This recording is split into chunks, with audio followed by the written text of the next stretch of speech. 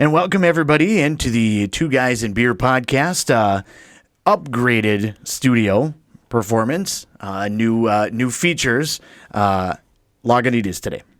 That's nothing else new at all. It's just the beer. Now we got a new table, Shawn.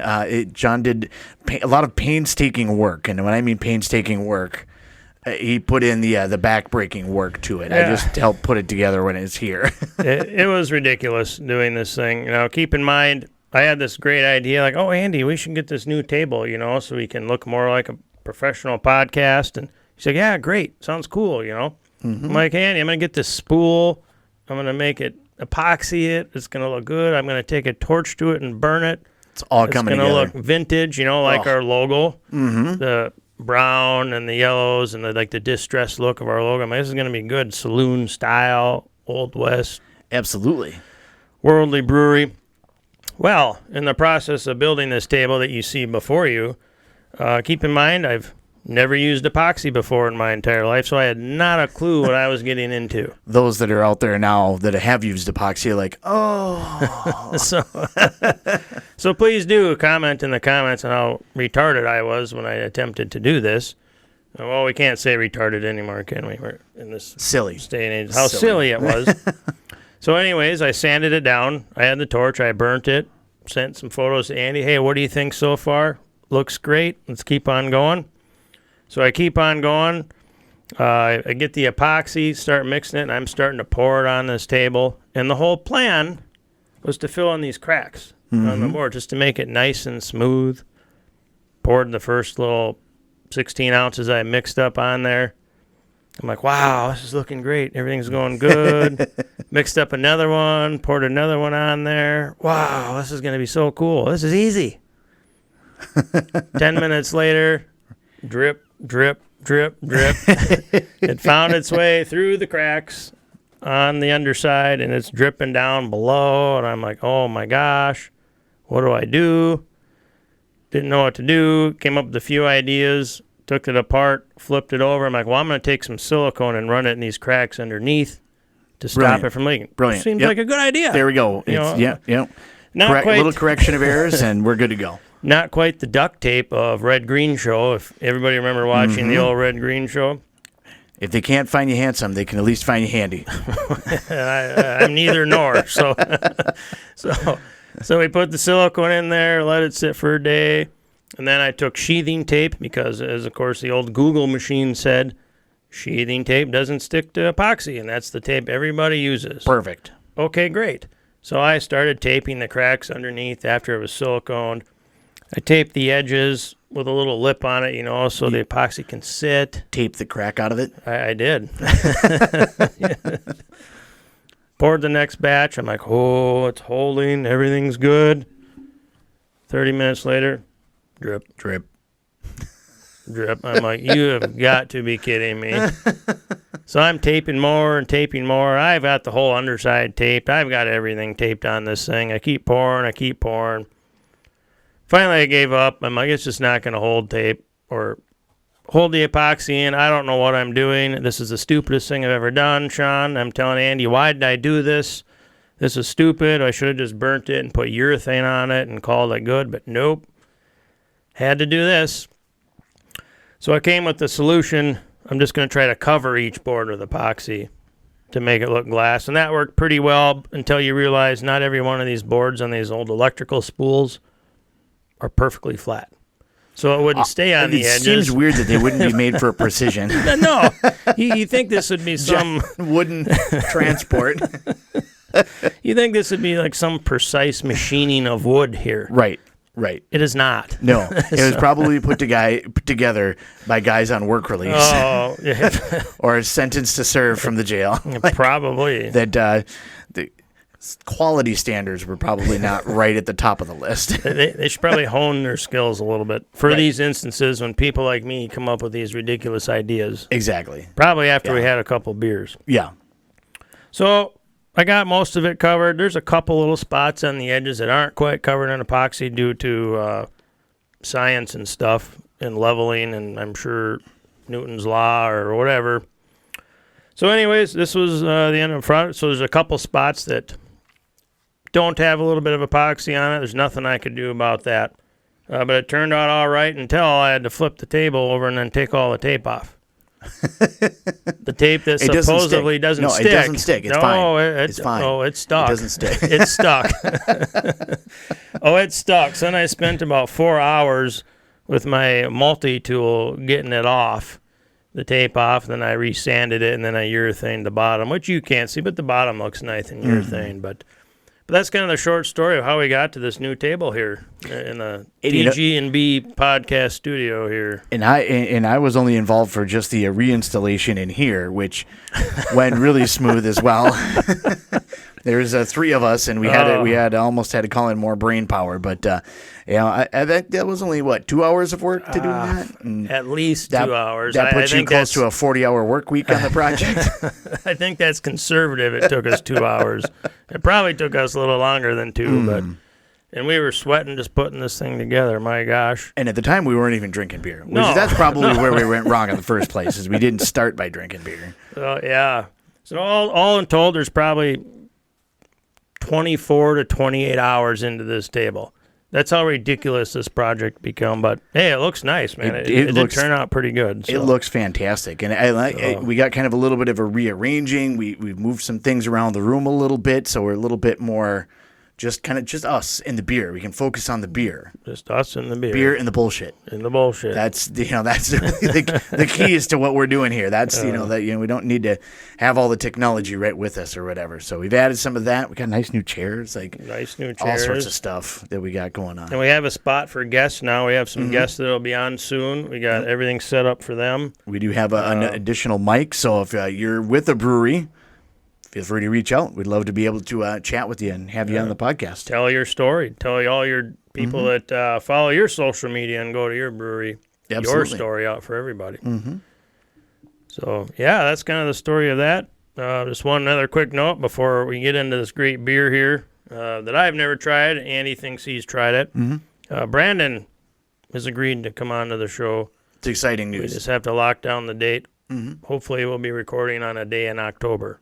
Yep. So he'll be the first guest on. He's the home brewer that we've talked about probably on half of our 30 episodes. At least 100%. He's won. He swept the Anoka County Fair again this year with 6 awards. He took home 2 awards at the Minnesota State Fair, which is always the most visited state fair in the country. It's either Minnesota or Texas, vying for the top spot. And Texas is over the course of 2.5 months or something it's ridiculous. It's a lot longer than Minnesota. So I'd like to go check it out sometime just to experience it. I'm a fair person. I like the atmosphere. Think the Minnesota Fair is just amazing. But I'd like to try the Texas one just to see what the hubbub is. I wonder what the craft beer profile is down there, if there's much. That's what we have to find out. It's going to be maybe Brandon knows. It's going to be part of our world tour. Yes, that we embark on. Management is still putting that together. Exactly. Yeah, dates upcoming. We'll come into your city. So yeah. So Lagunitas is today. Yeah. As we kind of work our way into this, and I'm not necessarily trying to deflect away from any other conversation. We can get back to whatever it is, but if we can pop the top, then we can at least start drinking it. Oh, that would be perfect. That would be perfect. A lot of talking with no drinking so far this episode. Which actually, now that I have a bottle, I'm going to have to remember this for a future podcast. But we did get we're given I don't even know, an apparatus. Is that what you'd call it? To be able to put over the top of a bottle that it's supposed to aerate it as you pour it to make it taste more like a draft. So I guess it's supposed to taste different. I'm not really sure. I don't have it for this one, but in a future podcast, we'll do a kind of I don't know if reaction video is the right way to be able to put it. Maybe we could do it for that. Do a react video to that. And just kind of see, is this really a legit thing? You know what I mean? We'll pick a random beer, and then we'll drink it straight out of the bottle, straight out of a glass, and then poured through said tapper apparatus. The tapparatus. The tapparatus. There we go. So yeah, we'll give that a shot at some point in time too, and see kind of what's going on, and see if it works, if it does anything, or if it's just one of those hokey things that you spend $5 on at the fair. Or give it a shot. Get as a free gift when you register for an event or something. Yeah. I kind of beard all over myself over here when I opened this one up. I'm a little rusty with my bottle opener. Well, we have been out for a few weeks, so we're got to get back into it a little bit here. Let's see here. First impression of this IPA, it's pretty tasty. I like it. It goes down pretty smooth, man. It's not very strong at all for an IPA. Not too hoppy, not too much of anything. Not too hoppy. I do get some malting through there. So, yeah. Let's see. What does it say on the side here? You are holding the gold standard of our hop-forward approach to brewing. Our flagship IPA, dreamed in California 30-odd years ago. We'll get into more of the details here in just a second. Amongst the redwoods, rugged coastlines, and rolling hills of Sonoma County. So we're going back to California again. Northern California, huh? That's what it sounds like. Exactly. Now brewed from Petaluma. Yeah, Petaluma is Petaluma. I have not a clue where that is. I just heard Redwood, so I was thinking Northern California up in that area. I'm with you on that one. Never been there, but I'd like to go. Petaluma or Petaluma? Maybe Petaluma? Sure. If you're from there, I apologize, and go ahead and comment and share it with your friends about how ridiculously bad I did that there. But they're brewing it from there to Chicago and beyond, and yes, somehow this particular bottle found its way into my really nice hands at this very moment. Andy, you do have some good-looking hands over there. I'm just going to let you know. I mean, look at that. I've dabbled in hand modeling a little bit. But I'm no David. Was it David Duchovny? What movie was that? He was a hand model. I know him from The X-Files. That's true. That one show on Netflix where he's a struggling writer and he's a drunk. Californication. Yep. That's I never watched X-Files, but I watched Californication, which was a phenomenal show. That was so hilarious. Good. For probably about I think it was like 5 seasons or something. Like 4 seasons were really good. The first season was absolutely amazing. But yeah, probably about 4 seasons were good, and it was kind of like, okay, let's land the plane here. I don't know where you're going. It kind of started repeating itself like most shows. Yeah, I think you kind of run out of, what are you doing for something new? Right. When you almost have to have a show that's like a procedural, where you can throw all sorts of different ideas out there, or like doctor shows. Right. You know what I mean? Something like that where you can constantly come up with new ideas, but when you get into something like that, like, all right, so how many wild, random trysts can he get into with all sorts of different women while talking about a book that he didn't write? Yeah, you can only do so many episodes of that. So exactly, how many times is that? Really hot wife of his, Natasha McElhone, I think is her name. Sure, the lady that's in there, or whatever. How many times is she going to come back after all of the shenanigans that he's getting into? But I don't know. If you've never seen it, I do recommend it. It's pretty good stuff. So, Dream of Californication. Great tune. I like the Chili Peppers. Tune. So, Lagunitas, highly balanced, super drinkable, and it's got a little puppy dog on the front, as you can see on the box here in front of us. It is highly balanced. It is. It really a good is. Definition. It is highly balanced. And it does say next to the dog, it says doggone good. So I would support that as well. 6.2 alcohol by volume is what we're dealing with here. You certainly can't tell by drinking that's a little bit higher content for a beer on average, Yeah, but it's very smooth. It's a very drinkable beer. And I'm pretty sure that I had it on a cruise. I know that they have at least one of the cruise lines that I've been on has they have like 2 or 3 different Lagunitas, so I'm pretty sure that I've had this particular one, but I know that I've had a couple of they had like a wheat one at one point in time, and it was very, very wheat. So if you don't like wheat, I don't remember what the name of it was, but there was a couple, 2, 3 of them that were on there, and I'm pretty sure this was one of them, but it's I really like it. I think my brother-in-law is probably one of his favorite ones, so I'm going to definitely highly recommend, maybe I'll save a bottle out of there when we're done or something and let him have some of that. So, so Lagunitas out of, what did he say it was, Petaluma? That sounds close enough. Yep, that's where brewed by the Lagunitas Brewing Company, McDowell Boulevard in Petaluma. in California. So that's where our adventure is going to start. Northern California on the kitchen stove is where this entire shenanigans began. 1993. Hopefully better than your kitchen stove that we had started that one time that we've talked about. You know, at some point in time, I need to actually we need to post that picture out there, of the custom modifications. I think we did. That we get that out there? Okay, yeah, perfect. I know that it came up. We talked about it at one point, and it popped up on my Facebook like the next day. So kind of an interesting thing. But, creativity, solutions. I'm a solution-driven person. Sometimes the solution is just drinking more beer. It's all about creativity. It certainly didn't turn out like this. Absolutely. It did taste pretty tasty. It was pretty solid. Not this. Mm-hmm. So, no, this is pretty good. This is better than I think most IPAs we've had on our show, to be honest with you, because it is pretty smooth and easy drinking. It is a very good one. Yeah.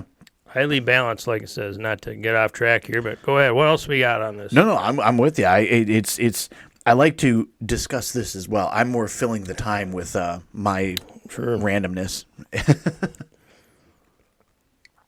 Good stuff. If you haven't already got this, go out and get some. I think you can get it not everywhere, but like fairly. Not yeah. I don't know what I'm really trying to say. Like, if you go to like a small town, really small liquor store, probably not going to, because they're going to have most of the standards, right? And then only a handful of craft beers. But if you go to like a decent sized, liquor store that has like a pretty wide selection, Lagunitas is going to be in there somewhere. It's fairly common. It's one of the more out there for a craft beer. It's out there. It's more accessible than your local brewery down the street. Mm-hmm. So yeah, if you find it, get some. So what they have on here for different sayings, to quote our brew monster is the way that they put it. Lagunitas is made up of all kinds of creeds, punk rockers, misfits, Ivy Leaguers, weirdos, Waldos, sparkle ponies, musicians, and everything in between. Just a pack of stray dogs that found, despite our vast and wild differences, the love and respect for the freedom to be different, and that's what brought them all together and made it work.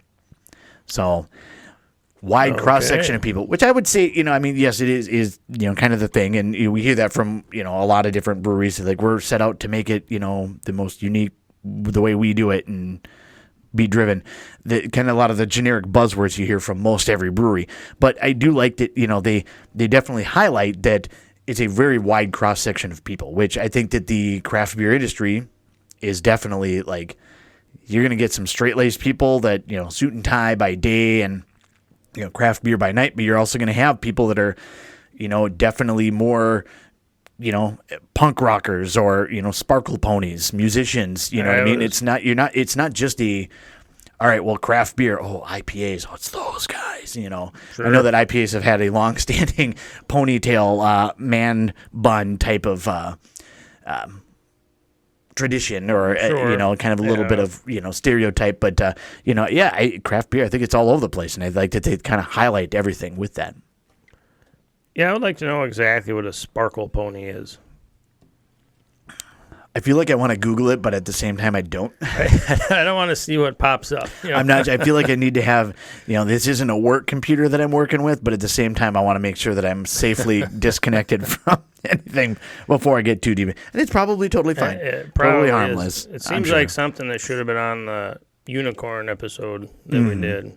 Well, probably. That's like a sparkle pony. It kind of is. Maybe. It really is. Yeah. So 1993... so you want to start a brewery in the kitchen in Northern California, the hamlet of Lagunitas. Tony McGee, Magee, Tony McGee, was crafting beers in a 5-gallon homebrew kit, which I have done. I have not done it to this level, clearly. Just the handful of ones that I've done. I actually have a kit out there in the entrance. I don't know if you've seen that. I think I need to throw it away, though, because I think probably the yeast is bad. Some of the ingredients are probably... we should try again. There we go. Maybe we could do that. That could be... we'll do that on a fast episode where we use time-lapse video of we just sit and drink the entire time while the boiling happens. Brandon needs to be there to supervise us. He started with the 5-gallon homebrew kit and then ruined Thanksgiving dinner, which made him take his hobby into a rented room behind the house of Richards in Forest Knolls, where he became started slinging beers at that point in time. So he basically wrecked Thanksgiving dinner with what he was doing, and then, nope, you can't do it here. You're out. And he went and started making it in the back room of a business already. So it kind of created his own business just because of, what it was supposed to be. 95, the IPA is born.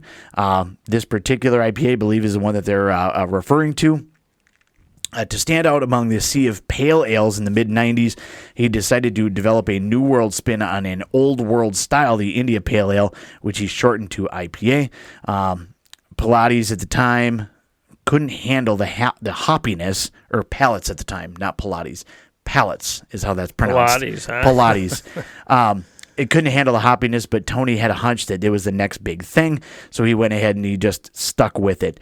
Over the next handful of years, the next decade, from the 95 to 2005, quickly outgrew his spot in Forest Knolls and moved to Petaluma or Petaluma, depending on where you're from, or if you actually know how to pronounce it. I apologize, but it's fine. After a few years, he needed even more space and threw a party and told everyone that showed up to grab whatever wasn't bolted to the ground and walk it across the road to McDowell Street, where they still brew today. So, Perfect. I mean, if you're going to recruit people to move, you got to feed them beer. I mean, I feel like that's just standard, natural, what you have to do. Well, it's usually what you do. Yeah, like you said, somebody comes over to help you erect a bin out there, you've got going on out there, you just bring a case of beer and people show up. Or you buy them dinner. Yeah, I mean, you got to do something. Or both. Most people, I Absolutely. think, prefer a case of beer, but, Yeah. The last time that I helped somebody move wasn't even really so much move. It was more they had a mover that was moving them, and we were just basically helping move the heavy stuff to have it more accessible for said movers. So not a terribly large amount of work. So but you, moved it away from the wall or what? Kind of. Well, we did move some stuff because they were actually moving some stuff out to the garage for a garage sale, and the movers weren't going to touch that. And then, they were just kind of getting rid of some stuff, and so we actually got some stuff. We have a really nice desk. Amanda has a nice desk. I'll show you maybe later at some point in time. Really, really, really nice desk. But it was very, very heavy. But it was still, I moved like maybe 10, 12 things, like big, heavy things that we had these arm straps to be able to move with. Yeah, if you don't have those, they're not super expensive. If you've ever had to move, or if you're ever planning on moving ever again, buy those, mega movers. I don't even know what they're necessarily called, but it's just it's these straps you just put big, thick straps you put around your shoulders, and then there's one that you kind of hook through, and you can kind of cinch it up, and you just stand up, and then you can lift incredible amounts of weight just casually with two people, and it makes it easy to hold on to. It's such a slick thing. Nice. If you're ever going to move, I highly recommend getting those. I wouldn't do anything without it. I'm not moving anytime soon, but my brother-in-law has them, and so I didn't need to buy them. Sure. But like I said, we didn't have to move all that many things. But the gentleman that we were helping out, they bought beer and food. Both, but Pete and Jen are fantastic. We were happy to be able to help and happy to be able to participate in any way we can. They're moving to Florida. Oh, really? The jealousy sets in sometimes. Florida? What's down in Florida? Why are they moving to Florida? Retirement. Oh. Yeah. So no longer working anymore. They're kind of wrapping things up and just going to not be in Minnesota all the time. I don't know that they're going to be snowbirds like my brother and sister-in-law are not, though, because they still come up and they're still around here, but they're actually moving to the same neighborhood down there. Wow. So because they're good friends with them. That's kind of where I think where that kind of started. So, yeah, they're moving to that same neighborhood, and they're just going to be retired and golf all day. Well, congratulations to them. I know. Cheers to them. We had cheers to Pete and Jen. Yeah. But yes, so if you're going to have people move for you, you have to provide something. You do. Case of beer, pizza, both. All the above. Whatever it is. Yeah. 100%. So anyway, so they moved to their new location, and then they started throwing parties in their employee loft. It's even better. That started at 420. Better yet. Which apparently raised some eyebrows. That was I can do it, but it gets way higher if I push it up there. But it not only raised some brows locally. There we go. Tape. There. Hold it up.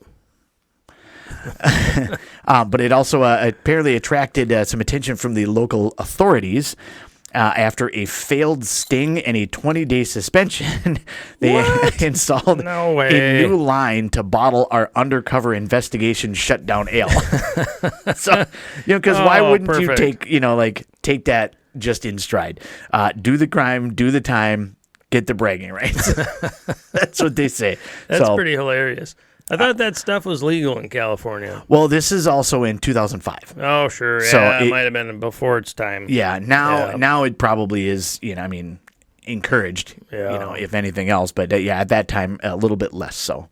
So 2005 to 2009, they continue to grow. People are drinking more and more IPAs. They expanded from state to state, and their brand spanking new 80-barrel Rolex brew house started brewing up a wholly original little thing under the sun called a little something something ale.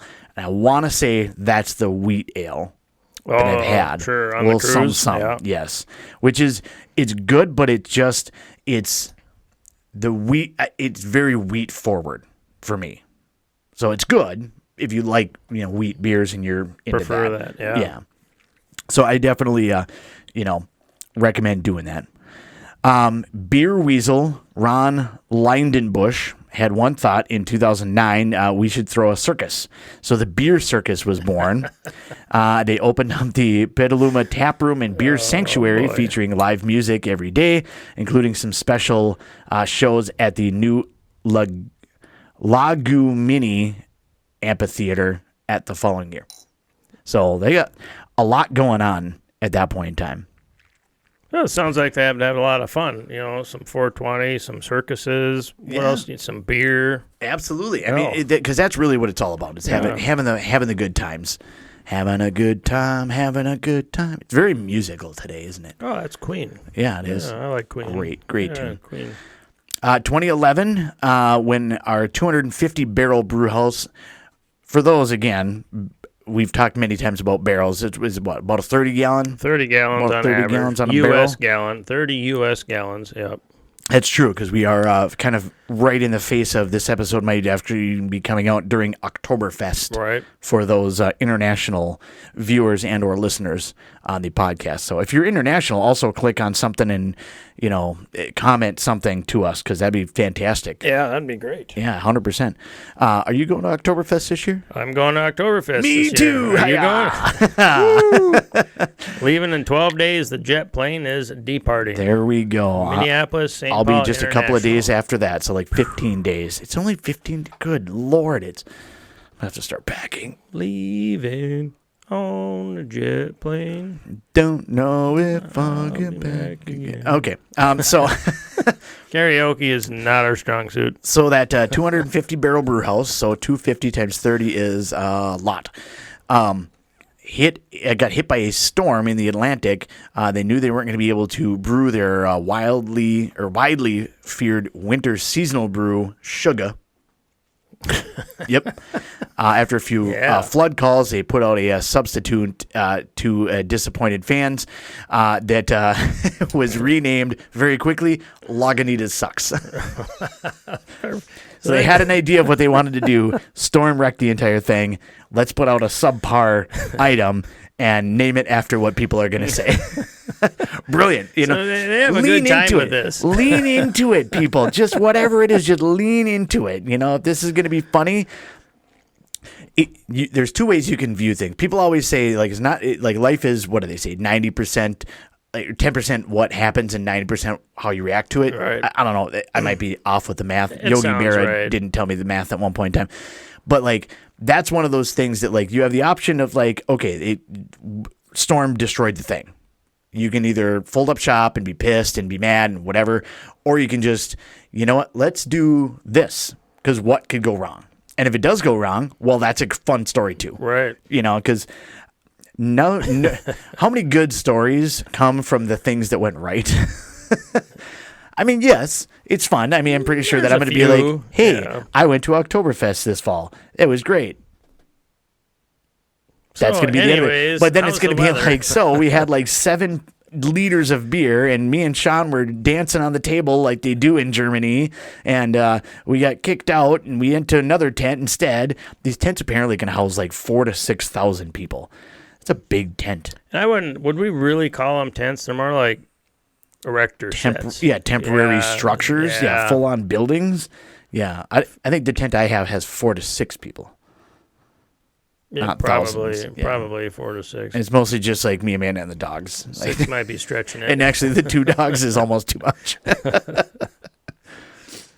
So, as a process of expansion here, one of their guys, the main guy, I should say, Tony McGee. As we go back to Tony McGee, he's a native Chicagoan. He was looking for a way to be able to return home, and some help from a local legend, Nick is what we're going to call him, because I'm looking at his name and it looks very Greek. There's a lot. I like Nick. I mean, I could give it a shot, but Mercopoulos? Mercopoulos. We'll go with Mercopoulos. Right. Nick is fine by me. He found our second home in Chicago's Pilsen neighborhood. So Lagunitas, Chicago was born. And then a few years later, Lagunitas, Seattle. And so then they start, kind of looking at where else they're going to go. They started partnering with Heineken in 2015 and started to bring the hop-forward IPAs beyond and bringing it to the world, all over the world. So at this point in time, now they're all over the place, firing up brew operations in UK, Amsterdam, Brazil, and more to bring fresh Lagunitas all over the place. 2018, they start using cannabis-infused hi-fi sessions. Started to be able to bring that to what they're doing. And then in 2018, they did a refresher of IPAs and started doing a dry-hopped, zero-cal, zero-carb, zero-gluten sparkling beverage. That's a lot of zeros. That does not sound good to me. I worry about it being zero taste. Yeah, if you're from Lagunitas, send me one so I can try it, because I don't know if I'll be able to find it in Minnesota. But I'm curious. I want to give it a shot, but I have my concerns. On the surface, it does not sound very tasty. Apparently became an employee favorite, though. Apparently Uber boosted productivity. Okay. Weird. You feed your people more beer. Cool. And so they were thinking they're going to try to do that. And so they do that. They called it the Hoppy Refresher. So, and then in 2020, they started to delve into more of the NA variety. And 2021 started doing some more teas at that point in time. So, trying to do a lot of different stuff. And then in 2022, innovation is the name of the game at Lagunitas. They took a huge leap forward with the creation of our disorderly house of brewing right next to the tap room and beer sanctuary. And it's a place of wonder where the Lagunitas team of wizards can just tinker and just dream up the next big thing. So that's kind of like that's everything like from their website, the way they do that. But kind of looking at their Wikipedia, it kind of talks a little bit about what their barrelage, because we talked about the 250 barrel brew house. It's fine to have a brew house, but if you have 250 barrel brew house, I'm guessing you're making more than 250 barrels a year, maybe 250 barrels a week. You know what assume, I mean? Yeah. So you start being able to make some production on that. So if you take a look at their Wikipedia, in 2004, they increased from 27,000 U.S. barrels in a year to 106,000 barrels. Wow. So that's quite the jump. Yeah, it is. In 2010, that was from 2004 to 2010. That's that time frame. So that's 6 years they jumped in, what's that, 79,000 barrels. That's a lot. That's pretty good. March 2011, they had 92 employees, distribution in 32 states. And by 2012, they decided that's when they did the additional brewing capacity, $9.5 million, which brought their capacity to 600,000 barrels. So a lot that they had going on in that one. 2012, again, the Chicago that they were going to, it was a space that was owned by a film studio, CineSpace. and for at least like 20 years. And so that's when they started being able to make beer there. And then 2014, they opened it as a tap room.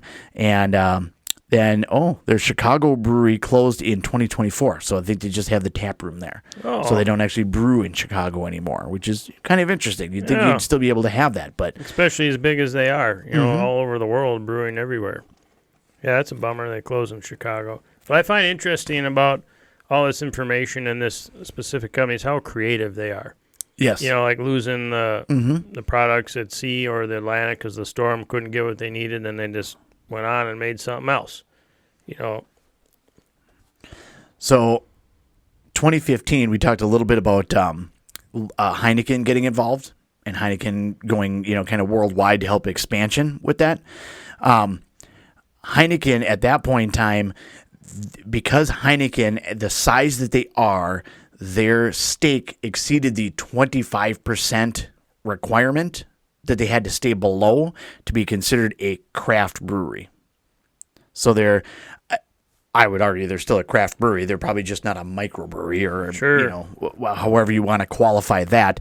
But they had purchased 50% of Lagunitas in 2015. Oh, okay. So that's actually, was a purchase, or at least a not controlling stake, but, a pretty large stake, probably a controlling stake if, maybe Tony McGee had the other 50%. But in 2017, they bought the rest of it, becoming the sole owner. So now it's actually owned by Heineken.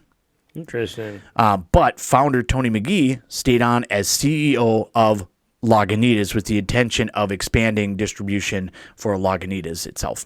So they still kept him on, and he's still still involved with Lagunitas itself. So sure, so it's like it's a different kind of division or a different department. Of Heineken. You get the benefit of being part of the thing, but you can just kind of, all right, this is the idea that I have.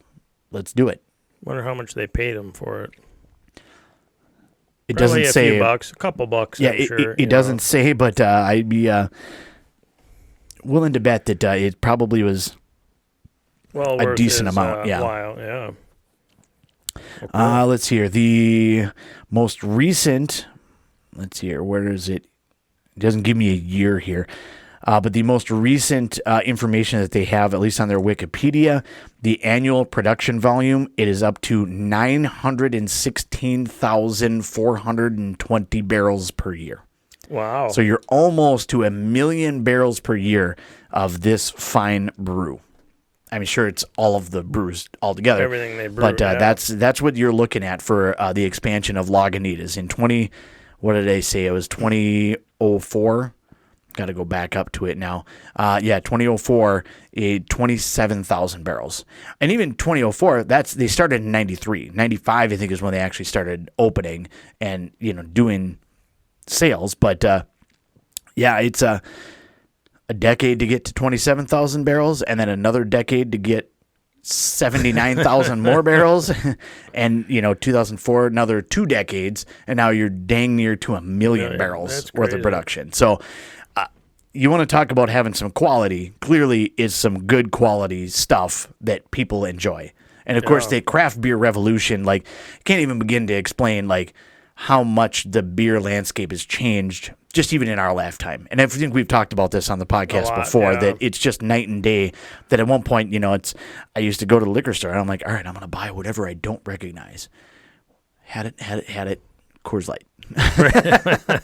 So I'd have to go to Elk River or a larger city with a larger liquor store to be able to find something. And now you go to even to the one here in town, and it's it's not small, but it's not a very large liquor store by any means. But almost every time that I go in there, there's something that I haven't heard of, something that I haven't seen. At least half of their coolers now are craft beers from various breweries. Mm-hmm. All over the state and the surrounding states too, that fill it up. You're like, I've never heard of any of these before. You know what kind of drives me nuts a little bit? I get why they do it, and I'll explain why here in a second. But what really, to steal a line from Peter from Family Guy, what grinds my gears? What grinds so your many gears?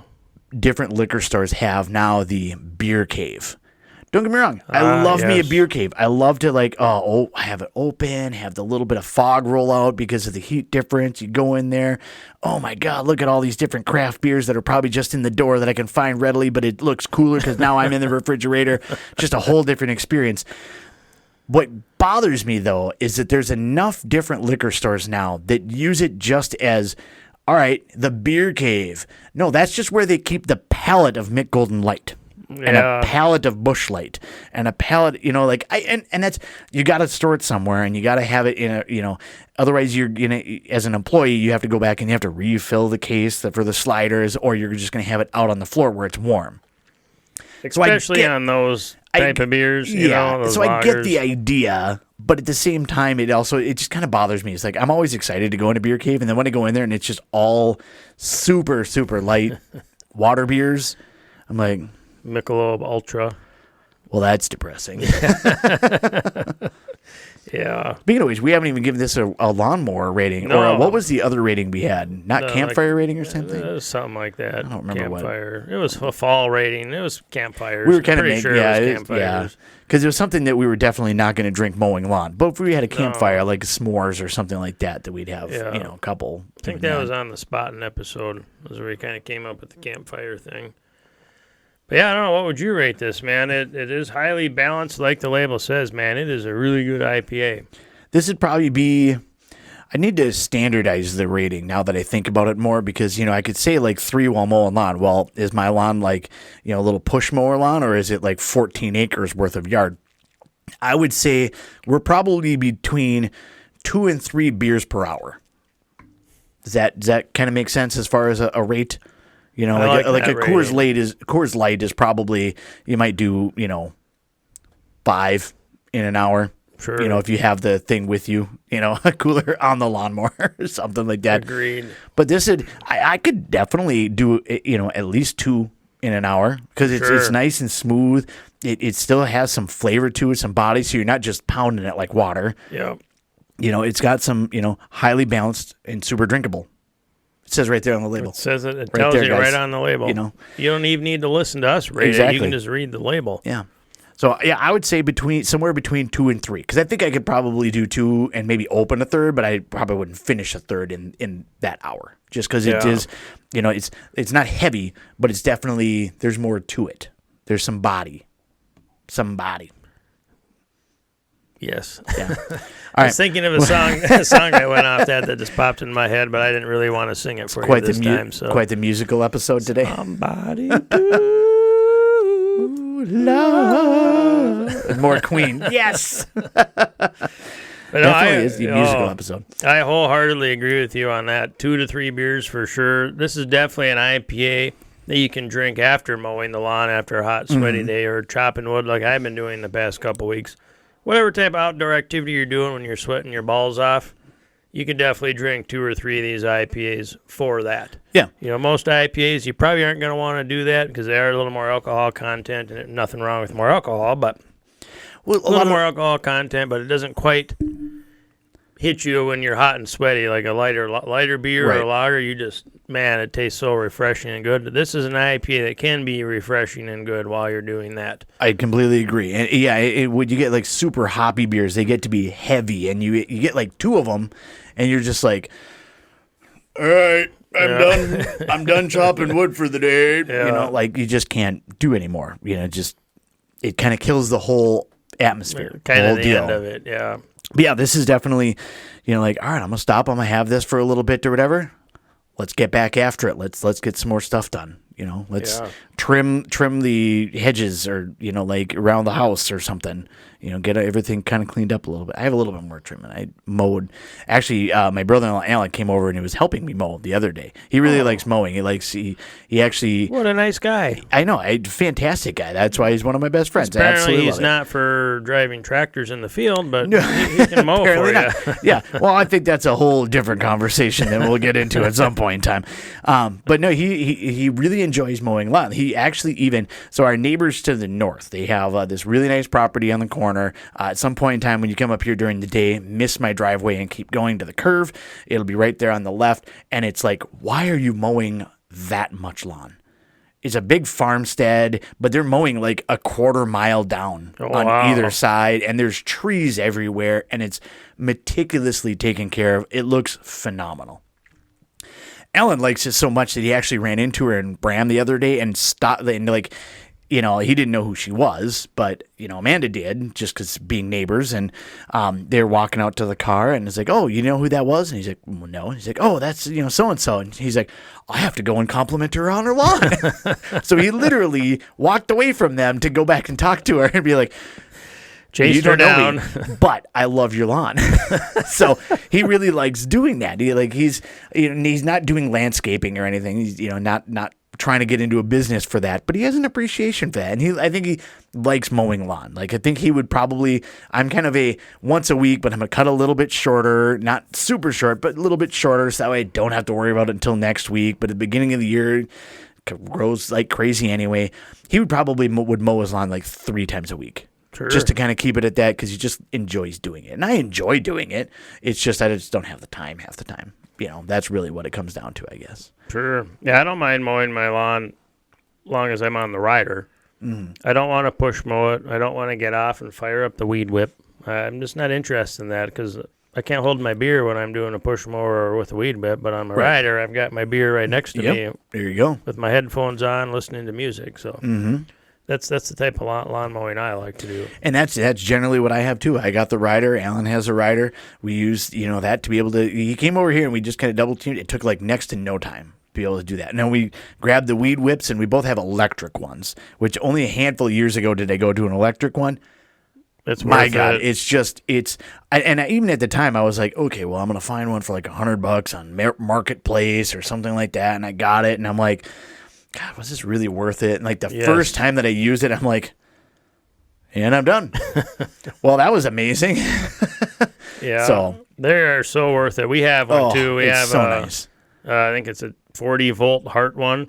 And I bought all the attachments for it, so I have the brush cutter for it. I've got the little chainsaw at the end with a 10-foot extension pole. For like the tree? Oh, my gosh. Oh, my God. You're an arborist over here. Electric weed whips are worth it. I'm not sold on everything electric at this point in my life, but the electric weed whip, my God, it's so easy. It's just plug and play. The battery lasts. I have 5 acres, and I mow probably half, so I've got a lot of mowing and trimming to do. It lasts for everything I need it for, so perfect. It's definitely worth it. That's all you can really ask for. Yeah. It's the same thing with the battery stuff, like all the hand tools. And I like the fact that there's more and more where you can get one set, like the Heartline you're talking about. You can get that, and all right, I have now like 2-3 batteries, but I can use it for 17 different things. Everything. You don't need to get another battery for your drill or your driver or for whatever else you're going to use, you know what I mean? You don't need to get 17 different batteries for all of the different stuff. You can just get, I'm just going to buy this, and I'm going to buy one of these, and it's going to be the same battery for all of the different stuff, So that's, I haven't quite gotten into that yet, but I have had that discussion that, this is my goal, is to get into that. Got to have big goals, right? You do. Really power tools that match. high level goals. Because then I can duct tape them to the vent hood that I cut a hole in to be able to. That's another story that you can see on our Facebook page. Exactly. A couple of months ago. Yeah. No, I was just looking at, since we're on this weird subject of battery powered tools. I have a side by side, and not that type of tool. I have a side-by-side, lawnmowers, mowers, all the guy stuff. If you have any toys, you all know what I'm talking about. But, you got to grease that stuff. Mm-hmm. Well, I was just thinking the other day, I wonder if they make electric, the little greasers. Grease gun? Yeah, instead of just trying to pump it up, and then they pop off sometime, Well, I found one. Oh, perfect. An electric grease gun that uses a 20-volt battery, and I'm like, well, hell yeah, and it's a Hart-branded one. There you go. So I'm a Hart guy, I guess, for some reason. You throw the 40-volt in there? Yeah, that'll pump some grease. The Hart tools, for as much as I use them for, they work just fine for me. It's like you get them at your local Walmart. It's not the cheapest line they have. It's the better line, I guess, if Walmart has a better line. But it works. They work fine for me. Yeah, they work great for me. So. Yeah. I mean, you can get like, DeWalt or I don't even know, Milwaukee or something like that. But unless you're doing full framing or anything like that, like it depends on what you're doing. Right. I guess that's the way that I would put it. It's not necessarily cheap. It's just more of a matter of you don't need it to be as rugged. Right. Does that make sense? Like Milwaukee and DeWalt, if you work construction full-time, you probably better get those because I believe they all have lifetime warranty on all their tools. You just send it back to them. They send you a new one or repair it, and away you go, I think a lot of the ones my brother has are Milwaukee because he's a diesel mechanic and works on garbage trucks for a massive thing down in the cities, and he's got all of the different attachments and all the different stuff. And I don't know, I had him replace something on my car the other day or whatever, and he's just like, click, click, click, but he uses it all day, every day. Yeah. And so he has to get something that's going to be good for all day, every day. Yeah. I'm good with I don't even know what I got. Works. To be honest, I don't even remember. It's orange, and it works really well. So whatever gets the job done. Well, yeah. So what else you got, Shawn? I don't really have much anything for this one. I would say, I think, get yourself some Lagunitas. If you're out there and you see it, it's really good. We highly recommend this one. I mean, most of our episodes, we recommend what we drink. We haven't had too many beers on our shows that have been kind of iffy. This one's on the higher end for sure. Go get you some. And keep in mind, this company started on the stove of 30 gallons to over 1 million barrels today. So, I mean, heck, what does that tell you about this company and the quality beer that it produces? Good stuff. Yeah. Absolutely. Yeah. I would echo the same sentiments. Highly recommend it for sure. Perfect. But yeah, that's our story of Lagunitas with the Lagunitas IPA out of California, and definitely get yourself some. And until next time, we'll see you. Cheers. Cheers.